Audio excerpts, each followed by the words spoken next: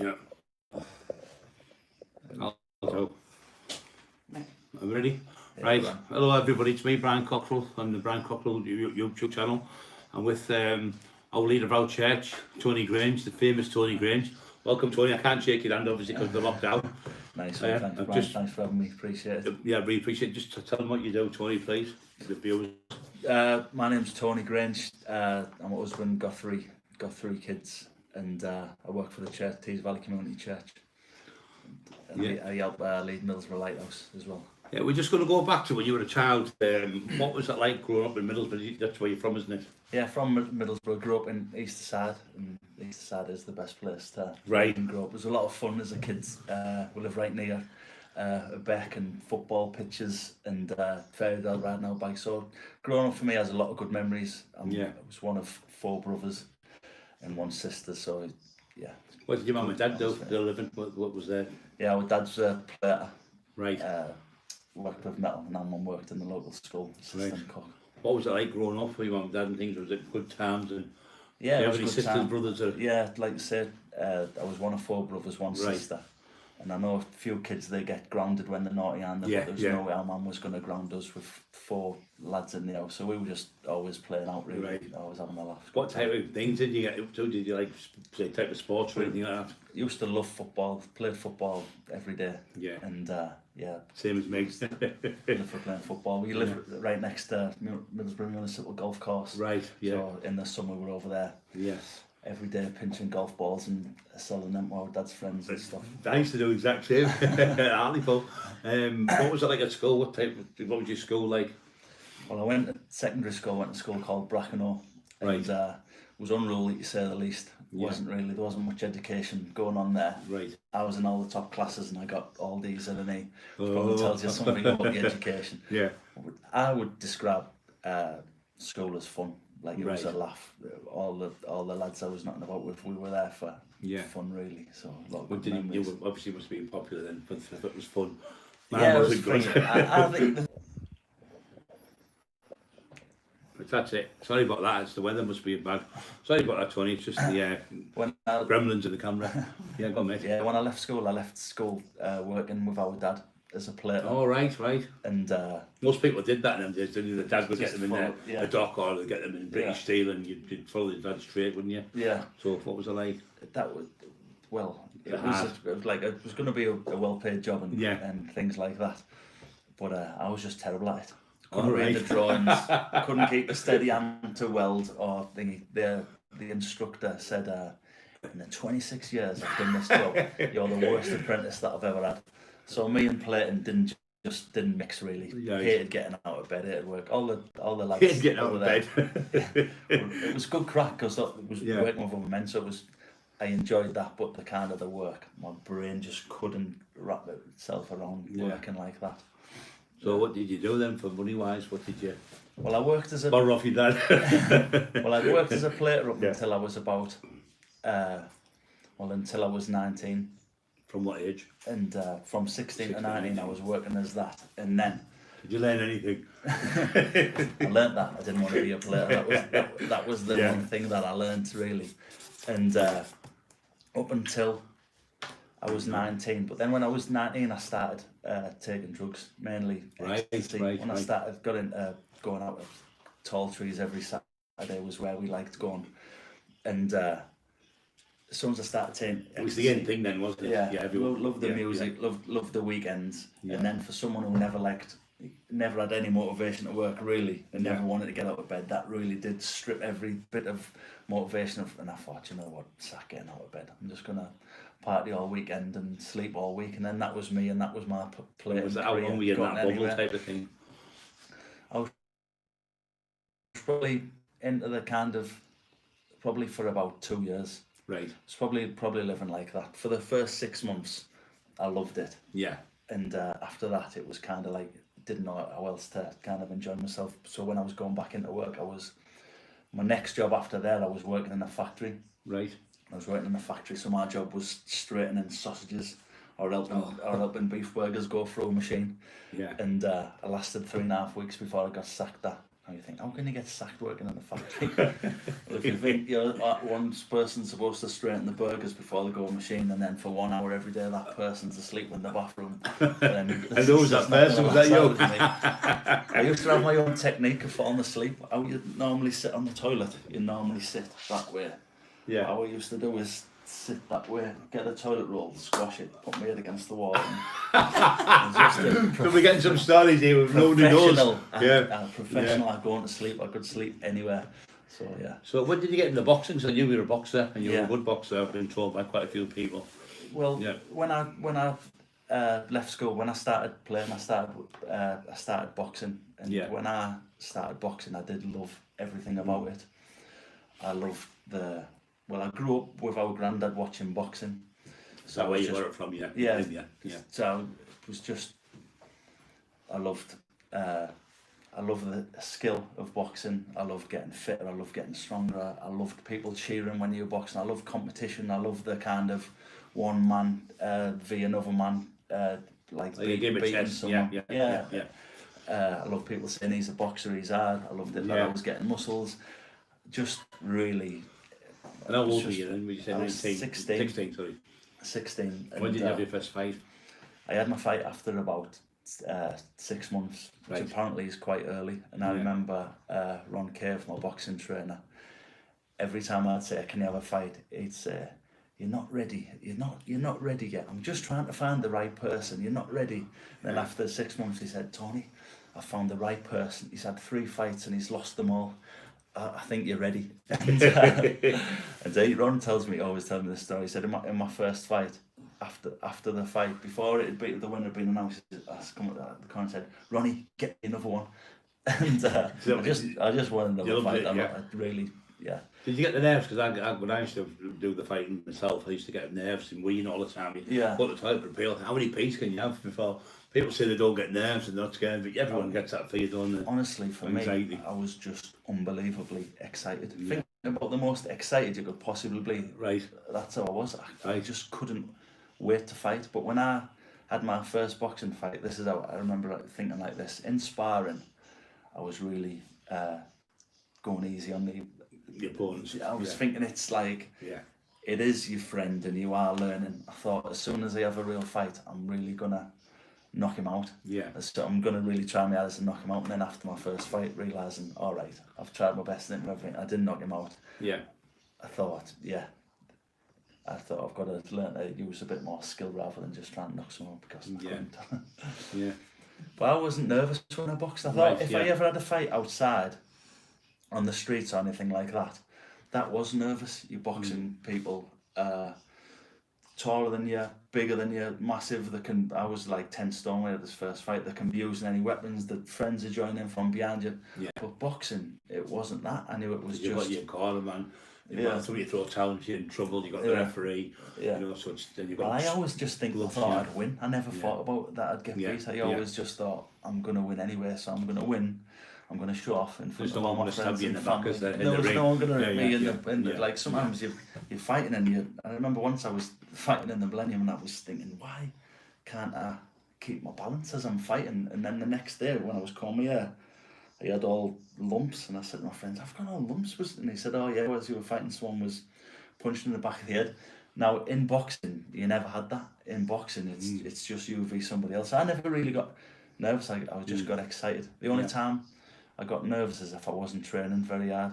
If you're not training hard, or you can't make the weight, so you're not making weight, so you're going to the fight week, then I was nervous, then it's just the worst feeling. I always say, because if you get beat, and you've trained to the hardest if you can be, and you've done the best you can, then better man. But if you don't train to the best of your ability, and you get beat, you always think it was that night when I went out for a drink, or it was this, so you can always, exactly. A little bit. Never excuses and whatever. And it's just a horrible feeling going into a fight not ready when you're feeling weak. So what was the hardest fight you had?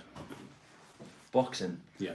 The hardest fight that I had was someone called Craig Denton from Hartlepool. Right. And do you still know him now? No, but I knew him and his brother who's passed away now. Both very good lads. Both turned professional. And Hartlepool Borough would always be my favourite place to box because the atmosphere was always electric. And I can remember in the dressing room before the fight, his brother was on, and you could hear all the stamping the feet, and then you know to get the atmosphere going. Yeah. But that kind of thing excited me, so I couldn't wait to get in and have a fight with his brother. And when I went in the ring, and they were all clapping and stamping the feet, and I thought, good, I'm going to join in. So I started clapping, and it just ruined the atmosphere. Everyone stopped clapping. And, it's not for you, it's for the other one.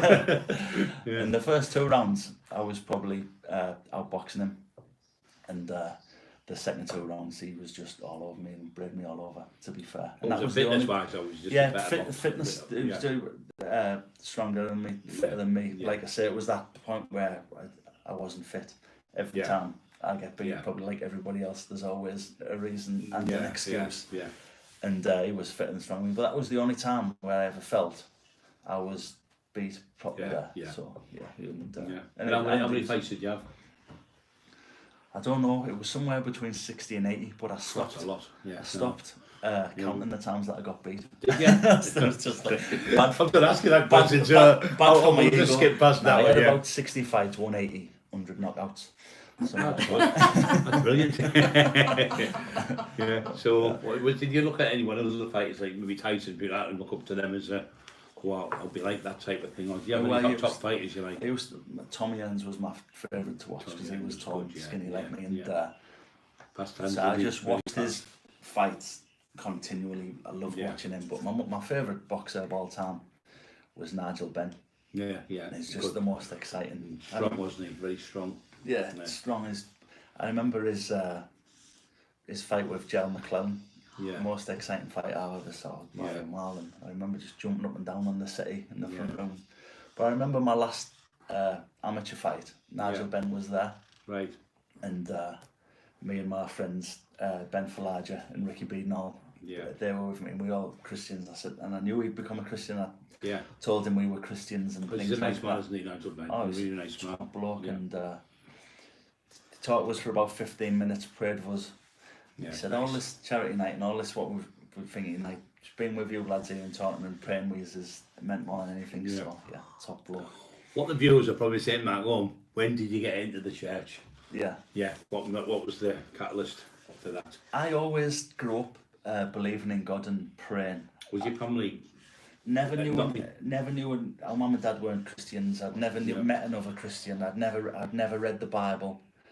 Nothing like that, but I always used to pray, but my prayers were more like, help me to be a better boxer, help me to be fitter, help me to be stronger, kind of selfish prayers like that. Yeah. And which you do when you're younger, don't you? Everyone does it. Yeah. A lot of people's prayers are like that when they're older, to be fair. Yeah. But I remember one night I was probably 19. I was on a night out in a pub. Do you remember the temple? That used to be a church, but turned into a pub on Linthorpe Road. Yeah. And I ended up having a fight with a bouncer there. And you know when you've had a fight and you're still angry and you still feel and you still want to keep fighting and but you can't. Emotional and all that kind of thing. And there's people who'd split up and all that. Yeah. Probably saved me from a good end, to be fair. Yeah. But in the middle of that, I was walking through Middlesbrough town centre. Yeah. And there was a bus there, and it was giving out soup to heroin addicts, prostitutes, drunks like me and my friends. And it was near McDonald's on Linthorpe Road, and everybody was torturing them. Everyone was calling them names, laughing at them. And they were just loving them in return and being nice and kind. And I thought, why does anybody behave like that? That's not the way you grow up in Middlesbrough. You would be given a back type of thing. If anybody if anybody even looks at you like they're going to be like that, get stuck into them. Yeah. And if anyone calls your name, call them back worse, back worse. And I thought, why would anyone be like that? Then they started talking about Jesus like he was a friend of theirs, like they knew him personally. Yeah. Not only did they pray and talk to God, God spoke to them. I thought, that sounds like a good way to live. And they gave me this book called The Cross and the Switchblade. It was about a priest. He was in a little town called Pennsylvania. Yeah. And God spoke to him and said, go and work with the gangs in New York. And at this point, it was when heroin had first hit New York. Yeah. And he talked about how he prayed for people and they felt the Holy Spirit. And the Holy, not only was the Holy Spirit a better buzz than heroin, it set them free from heroin addiction. So I thought, if this is real, if God speaks to you, he's got a plan for your life, and you can experience His Spirit, and that experience is better than drugs. That's got to be the best way to live. So I started praying, but I was living just exactly the same as I was before, but now I was praying. My prayers more now, God, I want to meet you, I want to know you.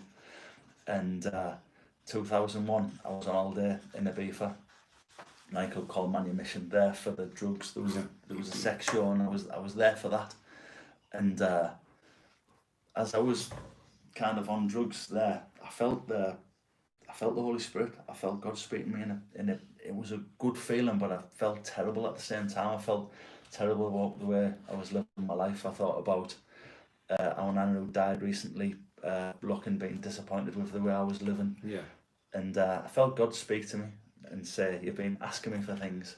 I've been giving you them. Now I want you to give something to me. I thought, what can I give God? And I thought, he must be talking about drugs. What can I give God? He must be saying, stop taking drugs. So that was the last time I ever touched a drug. Then I started reading the Bible. And it said in Romans 12, in view of God's mercy, offer your body to be a living sacrifice. So I knew when God was saying, give something to me, what he was saying is, me, live for him, offer my body as a living sacrifice. So that was the kind of, my journey with becoming a Christian was never, I didn't believe, then I believe. It was more of a progression of getting to know God and going more intimate with him. So, and that, through reading the Bible. Some people just get it done and change overnight sometimes, you know, the death story to change done because of that. Something has to be a big, massive thing before they'll pray for the child to be saved, and they're saved and come to God. But yours was like slowly building up.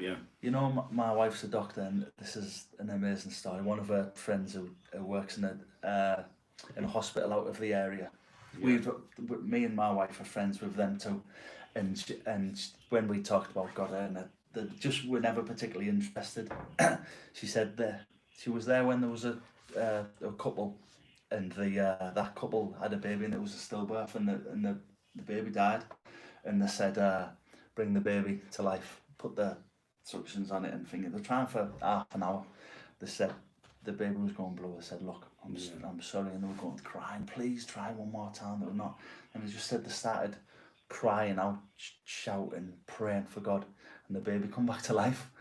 And they're like, so not only the faith of them talk about swimming back to life, then and these are professional doctors, or like they're most skeptical of skeptic. If you think about skeptical, doctors are the most skeptical ever. And so she was like, there's something in this. I've seen a baby that was dead for 30 minutes. All the vital signs are gone. We had another guest on called John Wedger, and his son had died, and he went into a room and he prayed to in the chapel to everything to please let me be alive. If you could help me with this, I'll help these children. And he went back and his son was dead. They thought he was brain dead. And every about 20 minutes he come back to life. Phenomenal. His eyes opened and everything. So the same thing happened to him. So it has happened, doesn't it? It's just phenomenal. And that's the thing with. So when did you really want to get into the church and be what would you class yourself as a? I would. The church. I'm a team leader. I lead a team of volunteers, but I wouldn't even know. Some church, some people call it. I've got to be. I'd be evangelist, pastor people. Yeah, it's just a born again Christian, Jesus' best friend. Yeah, I like to consider myself. A lot of people don't know this, but I only learned this is when you get baptised. Yeah. Usually just all the same. No one's higher because they've been a Christian for like 30 years. Even if you've only been for a week or something, you're all the same, aren't you? So there's nothing like a sergeant major, captain, a general. Everyone's the same. They're all Christians together. In Romans 12, it talks about the church being like the body, and it says the finger doesn't say I'm more important to the eye, or the knee's not more important than the toe. It's all part of the body. It's all important, and we use it all. And that's the same as the church. We're all vital. The person who's making the cup of tea and the person who's welcoming people is as important as the person who's preaching, because we are the church, we are Christ's body. But when I first become a Christian, I suppose I was quite arrogant, because I thought, I'll find God for myself, I'll read the Bible for myself, I'll know what that says. So for probably a year and a half of considering myself a Christian, I still hadn't been to church. And then when I started going to the church, I kind of go to church and leave. I went to a church where all the rest of the congregation were older ladies, so I didn't have any Christian friends for probably the first 5-6 years, but then I met my wife Steph, and we helped the local church started working with the kids and things like that. And then I become good friends with Peter Conroy and Ben Falager, and that's when my faith really started rocking. Because I was I had somebody I could talk about Jesus with, like we do when we have a Bible study, and it's exciting talking about God, and you start buzz more, you start sharpening each other, you're learning from each other, growing with each other. So being part of a church and a part of Tees Valley Community Church now, with a lot of people who love Jesus and a lot of people who are inspiring each other and encouraging each other. If you think about God, we haven't all got the full picture. I don't know everything about God. You don't. We all don't know everything, but we're just sharing what we know, sharing revelation, and that's how we've grown. Sharing how to share our faith. When I love praying for people to be healed, and I've prayed for hundreds, probably over 1,000 people who've been healed in front of my eyes, from deaf, blind, legs growing. And I wouldn't have known how to do that unless I'd seen other people do it. Through seeing other people do it, from hearing other people, it sparked my faith to believe that was me. So I believe that the church was massively important. I got involved probably about 2007 properly. I think it's when you're together as like a team, like a football team, if you want to say it. There's like Carl and my wife Emma, and you and me and my brother and things like that. We're all together. It's like you're together as family, and we are family members, aren't we? So we all love each other, and we like each other, love each other, and we respect each other. And sometimes one will be down, the other one will be up, and you all help each other, don't you? So that's what I like about it, being Christian, because it's totally different. But when you go in that sea, when did you get dunked? Who dunked you? I've asked you that question. I got baptised in probably 2011, so that's 2007. I'd been a Christian for ages before I got baptised. The church that I was going to, they were done the sprinkling on the head at the time. But then when I got started at Tees Valley Community Church, then I was like, I want to get baptised. Because when I read the Bible, I see some words, you know what I mean? The like John the Baptist. So Did you feel different when you got from the sprinkling? Did you feel different when you get into the sea? Do you know, for me, baptism, it's like a prophetic picture of the old person dying, and the new person coming to life. So when I felt that had already happened to me before. So when we baptised you, did you ever think Brian Cockerill would get baptised? Truthfully, I certainly never thought it would be me baptised. Put it that way. I never. Did you ever think the tax plan's going to change? Well, I can remember Carl Valley, when me and Carl baptised. He's like, as if we're going to baptise Brian Cockerill. So it wouldn't have been. But I just come out of the blue that then I said to you, can I get baptised? Can I do this? You went, no. You were like, wow. And, Well, you've been on the journey of starting to get known, and it's like a line in the sand. It's like, yes, I do want to devote my life to Jesus, isn't it? But you'd had that kind of, I believe, that born again experience when you were in there. So when you get out and you were like, this is the best day of my life. That was like, you'd encountered him, and you'd have a proper spiritual encounter with God and come to live inside you, and there's nothing like that. You said a few times when we were in there, we were talking, you felt the Holy Spirit in me and things like that, but it takes my breath away and it comes in. It's like, you just, it's like being KO'd out everything. How would you describe that day when you got baptised? I thought it was brilliant. Emma was there and everything, my wife, and you and Carl were all over, like me as my brother and yourself, and it was great. And it was freezing cold. I couldn't believe the coldness of it. But when I got, they dropped me, by the way, everybody. They dropped me in the sea, they drowned me. I said, my wife kept me, but they dropped me. Carl, you dropped me. Tony saved me and my wife. But when I got out the sea, I was like warm. I said, I feel like I've got a sort of hammer on you. I said, that's what it is, like a sort of hammer. So it was mad. But I know a lot of people, when you pray for them, they say, I feel hot. And John the Baptist talked about Jesus, and he said, someone greater than's come on me, and I'll baptise you with the Holy Spirit and fire. And a lot of the times when people get prayed for, or they get baptised, or they get baptised in the Holy Spirit, they do feel that fire. I nearly baptised myself, didn't I? You were very keen, very excited.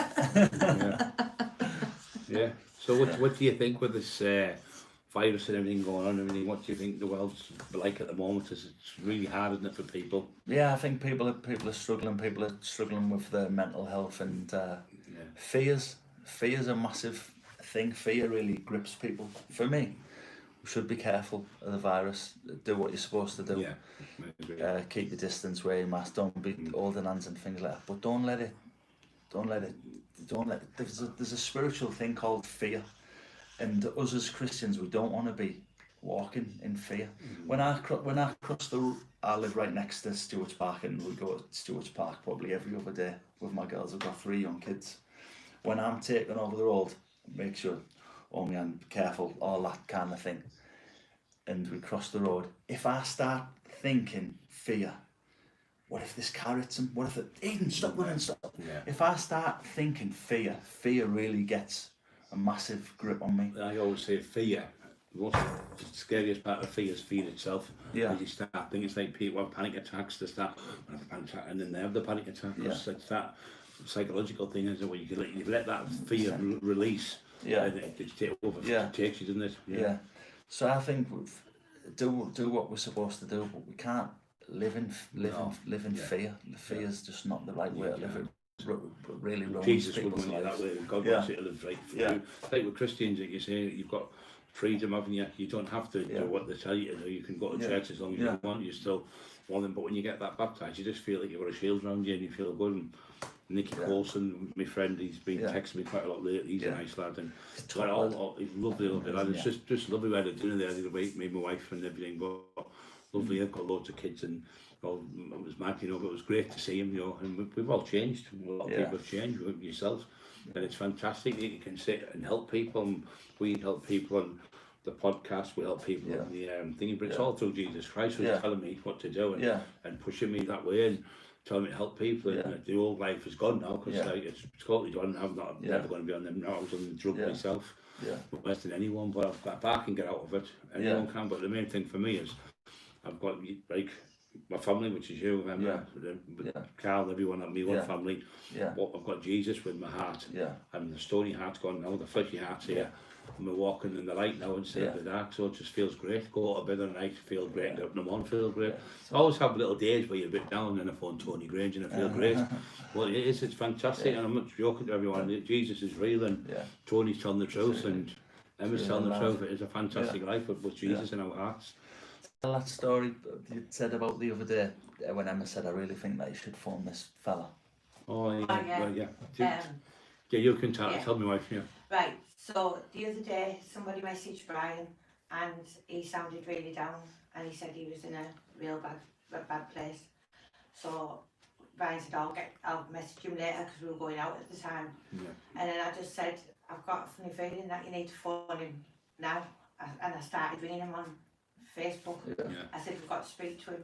And we spoke to him, didn't we? So I phoned him up and I spoke to him, I said, how you doing and all that, and started talking. He says, anyway, we got through everything, it was all right, and he left a message saying, if it wasn't for you, he said, I was going to do something stupid, I was going to jump off the bridge. So if we'd have phoned him that day, he wouldn't be here, but there's through Jesus again. But there was another one, about 2 or 3 hours later, wasn't it? And there was another one the next day, so three in 2 days phoned up. It was suicidal, but through this lockdown, a lot of it's depression. But we've 28 people we've saved now in nearly 12, just under 12 months from talking them down. We're getting army lads off the streets and telling people. And I think it's not for money or anything, we don't get paid for anything. It's just great to be able to help someone, another human being. Yeah, class. I think that's one of the, God speaks to people like that a lot. Phone someone for I wonder how things doing.